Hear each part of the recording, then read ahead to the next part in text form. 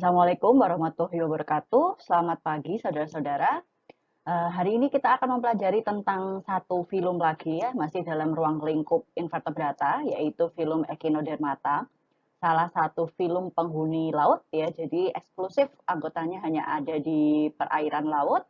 Nah, seperti ini, yang termasuk ke dalam anggota film Echinodermata adalah ini, yaitu bintang laut. Jadi bintang laut ini yang biasanya apa ya, lebih terkenal ya, lebih familiar menjadi anggota dari Echinodermata. Sebetulnya masih banyak anggota Echinodermata yang lain, tapi yang lebih familiar adalah bintang laut. Nanti kita akan melihat bagaimana karakteristik dari Echinodermata bila kita bandingkan dengan film yang lain dan klasifikasinya seperti apa. Nah, Echinodermata ini ya, salah satu anggotanya, ada sekitar 7.000 spesies, di mana 13.000 spesies sudah punah. Kemudian anggotanya meliputi bintang laut, jadi anggotanya meliputi kelompok bintang laut, kemudian bulu babi, sand dollar yang bentuknya bulat, pipih, dan juga lili laut. Ya, lili laut ini yang seperti bunga. Nah, ini gambarannya ya, gambaran anggota dari film Echinodermata ya. Bentuknya mirip seperti tumbuhan ini, tapi sebetulnya ini adalah hewan masuk ke dalam film Echinodermata. Nah, ini juga ada bulu babi, kemudian ada sendolar, dan yang lain sebagainya. Ini semuanya masuk ke dalam anggota film Echinodermata. Nah, karakteristik dari Echinodermata. Kita akan bahas dulu tentang karakteristiknya, baru kemudian kita akan bahas tentang klasifikasinya. Yang pertama yang khas dari Echinodermata adalah memiliki tubuh simetri radial. Jadi kalau sebelumnya pada hewan ya kita kan mempelajari berdasarkan evolusi. Jadi tubuh tubuh awal simetri radial memang kebanyakan hewan. Kemudian menjadi simetri bilateral. Tapi kalau pada Echinodermata itu kembali menjadi simetri radial, tapi ada perbedaan dengan simetri radial pada Porifera misalkan. Nah, tubuh simetri radial ini ada tersusun menjadi 5 penjuru atau pentamer. Ini juga salah satu yang khas. Kemudian pada dewasa simetri radial pentamer. Kemudian yang khas lagi dari Echinodermata, kalau Arthropoda pada film sebelumnya itu memiliki exoskeleton, meskipun ada juga yang memiliki endoskeleton, namun pada kelompok ini itu sudah memiliki endoskeleton dari kapur yang kita sebut sebagai lamine atau spicula yang tersusun dari osikula. Jadi spikulanya tersusun dari osikula yang merupakan endoskeleton yang berasal dari bahan kapur. Nah, semuanya eksklusif ya, tadi saya sudah bilang. Jadi semuanya eksklusif hidup di laut atau marine animal. Kemudian rongga tubuhnya sudah berupa selomata dan bersifat deuterostomata. Jadi bukan bersifat protostomata tapi bersifat deuterostomata. Nah, Echinodermata ya terdiri dari dua subfilum. Yang pertama adalah subfilum Eleutherozoa, kemudian yang kedua adalah subfilum Spermatozoa. Nah, subfilum Eleutherozoa itu mulutnya ada di permukaan bagian bawah. Jadi mulutnya pada permukaan bawah atau bagian yang kita sebut oral, biasanya oral itu kan yang ada mulutnya. Tapi mulutnya itu ada di permukaan bagian bawah. Jadi permukaan yang tampak dari atas, kalau saudara melihat bintang laut misalkan, itu tampak yang atas itu adalah bagian dorsal. Bagian oralnya, bagian ya ada mulutnya itu ada di baliknya, ada di bagian bawah. Kemudian tidak bertangkai. Nah, sedangkan subfilum Spermatozoa itu mulut dan anus ada pada satu bidang. Kalau pada Eleutherozoa itu ada bidang aboral, ada bidang oral, ada yang dorsal, ada yang ventral. Tapi kalau subfilum Spermatozoa tidak, mulut dan anus ada pada satu bidang. Kemudian tubuhnya berupa kalik dari lempengan kapur serta memiliki tangkai. Kita akan lihat tangkainya seperti apa nanti. Nah, kelasnya ini ya, kalau pada Eleutherozoa terbagi menjadi kelas Steleroidea, ya, Steleroidea, subkelasnya ada Asteroidea, ini subkelas untuk bintang laut, dan Ophiuroidea, kemudian Holoturoidea untuk kelas Tripang dan Echinoidea. Sedangkan Pelmatozoa hanya ada satu kelas, yaitu lili laut. Kelasnya adalah Crinoidea. Nah, yang pertama kita akan bahas dulu tentang subkelas Asteroidea, ya. Di sini saya berikan simbol bintang laut karena ini merupakan subkelas dari kelompok bintang laut. Jadi tubuhnya berbentuk bintang atau starfish, kemudian pentamer, ya pentamer artinya dia punya 5 penjuru kan, kalau bintang laut itu ada 5 penjuru kan, 1, 2, 3, 4, 5, di mana di tengahnya itu terdapat yang kita sebut sebagai diskus sentralis atau titik tengah pentamernya itu kita sebut sebagai diskus sentralis, dan dia memiliki minimal 5 lengan atau 5 arm atau lebih. Nah, kemudian lengannya pendek, ya lengannya pendek dan langsing dengan perpanjangan selom yang berisi kelenjar pencernaan dan juga gonad. Nah, alat pernafasannya apa? Ya, alat pernafasannya berupa papula atau yang kita sebut juga sebagai dermal branchia atau skin gill. Jadi insang ya, tapi dia berada di area permukaan tubuh. Jadi seperti ini. Insangnya seperti ini, seperti gambar 84 ini.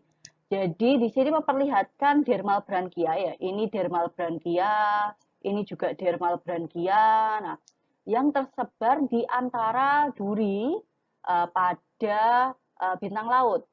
Jadi dia berada di antara duri, mengelilingi duri. Jadi ini dermal branchianya, ini dermal branchianya, dia dikelilingi oleh duri pada bintang laut.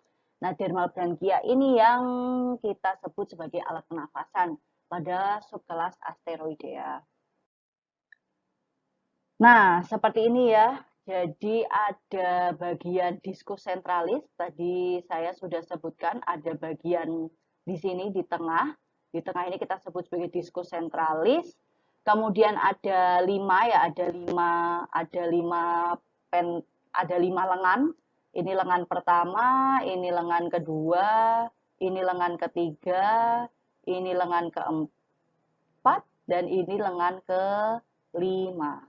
Nah, kemudian ada bagian, kalau ini karena ada anus ya, karena ada anus maka ini bagian dorsal. Jadi bagian oralnya terdiri dari anus dan juga ada madreporit yang berfungsi untuk lalu lalang air.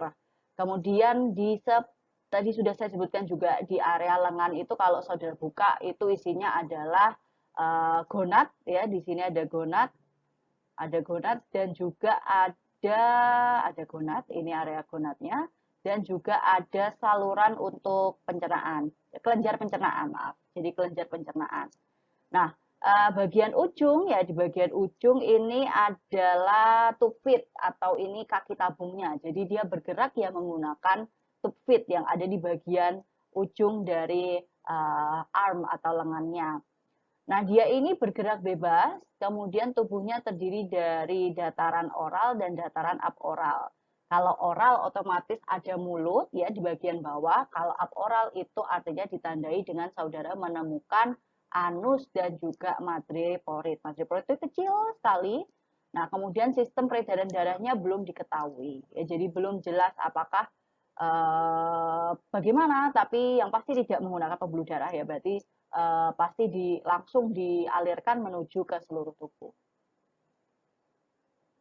Jadi pergerakan dengan tube feet tadi sudah dijelaskan. Jadi pergerakan dengan tube feet bergerak secara perlahan.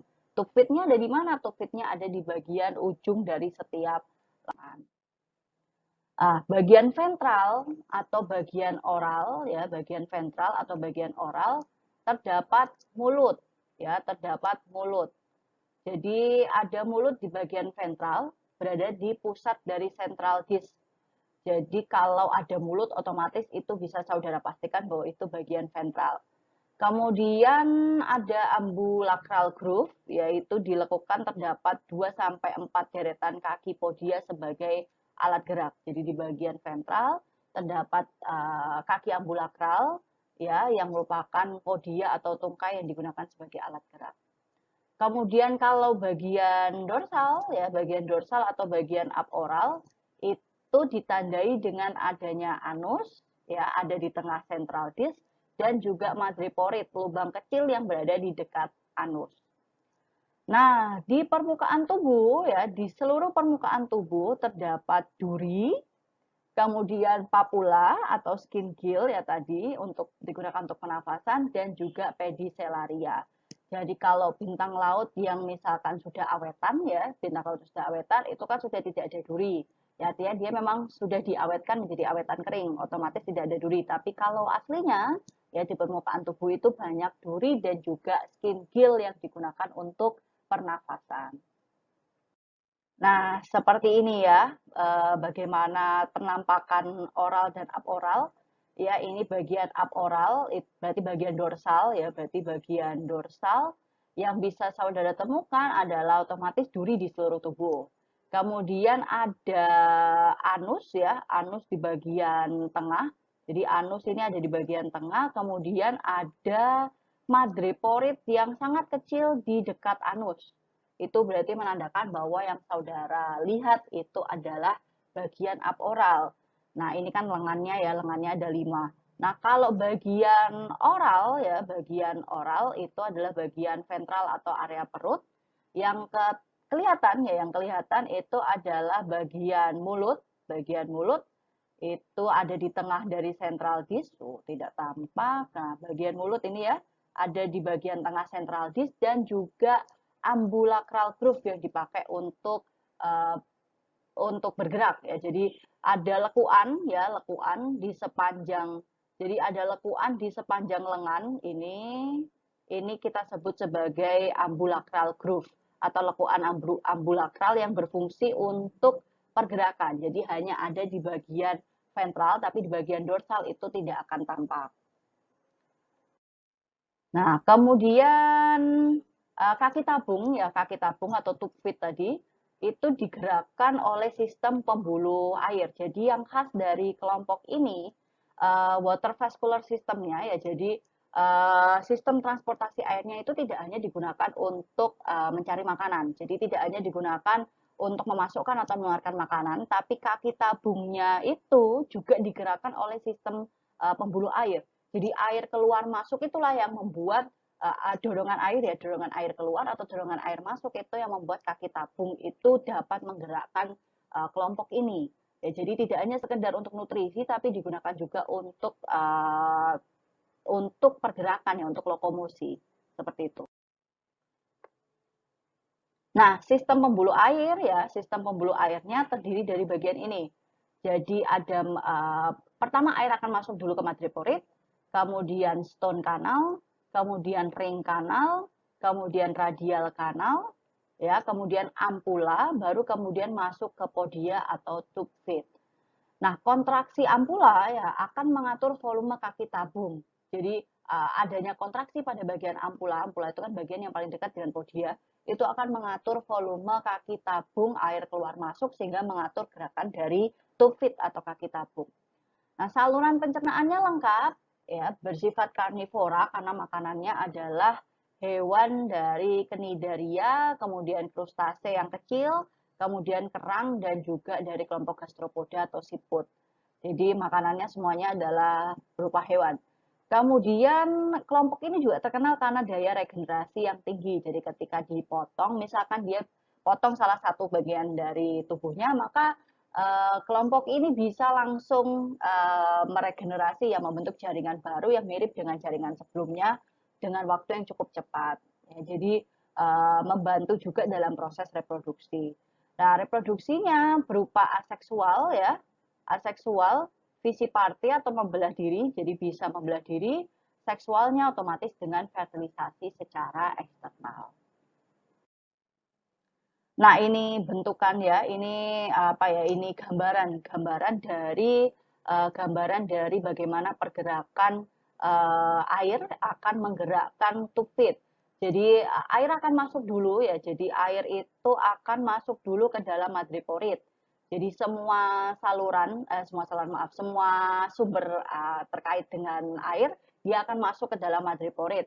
Setelah masuk ke madreporit akan masuk dulu ke ini stone canal. Jadi stone canal kemudian baru masuk ke ring canal. Ring canalnya kan ada 5 ini ya. kemudian masuk ke dalam radial kanal, baru kemudian masuk ke ampula dan kemudian didorong untuk keluar ke kaki tabung atau tube feed. Jadi semuanya akan masuk dulu ke dalam madreporit, kemudian stone kanal, ya stone kanal itu yang ini stone kanal, kemudian ring kanal yang bentuknya seperti cincin ada di bagian tengah, kemudian radial kanal ya diarahkan ke semua lengan, kemudian masuk ke ampula, baru kemudian dikeluarkan melalui kaki tabung. Jadi seperti itu untuk aturannya ya, aturan dari masuk atau keluarnya air dari luar tubuh masuk ke dalam tubuh atau sebaliknya. Nah, ini contohnya ya, Asterias.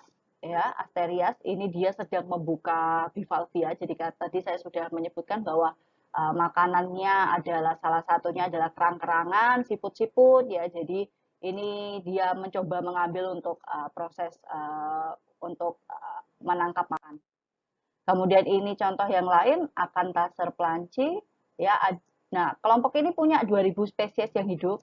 Ya, contohnya Leptasterias, Asterias bintang laut, Clenodiscus, Acanthacer planchi dan lain sebagainya.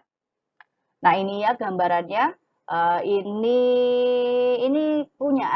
UNER ada ya, tapi hanya seperti apa ya. Jadi karena sebenarnya begini, Linkia itu warna aslinya biru.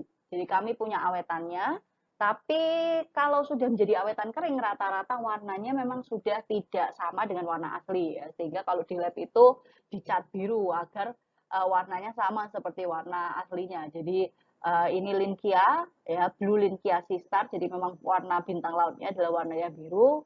Kemudian ada ini New Caledonia Sistar, Nordoa, kemudian Giant Sea Sistar, kemudian ini warnanya ada yang merah, kemudian ada yang bentuknya seperti ini ya macam-macam. Tapi pada dasarnya sharing satu karakteristik yang sama yaitu pentamer, ya ada area oral, ada area aboral, kemudian bergerak dengan tupit, kemudian memiliki endoskeleton, semuanya sama ya, tapi mungkin nanti apa ya ornamen tertentu, kemudian warna itu juga bisa dijadikan salah satu faktor untuk mengklasifikasikan kelompok ini.